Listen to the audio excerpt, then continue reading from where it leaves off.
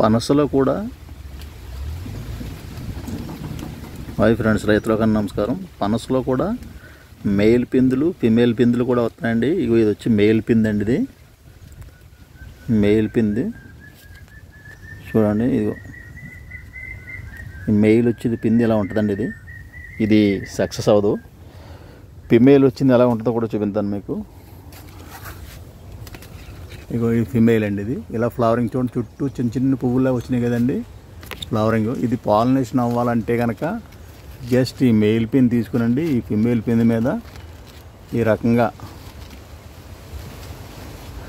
మనం రబ్ చేసినట్లయితే అండి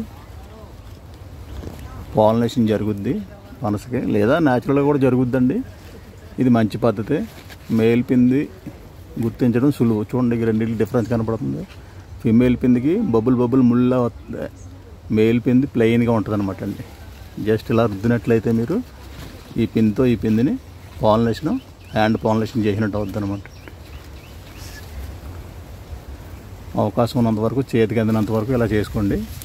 ఇది పనస పాలినేషన్, సెల్ఫ్ పాలినేషన్ అనమాట అండి. ఇది మీ సప్తగిరి నర్సరీ, దుర్గారావు.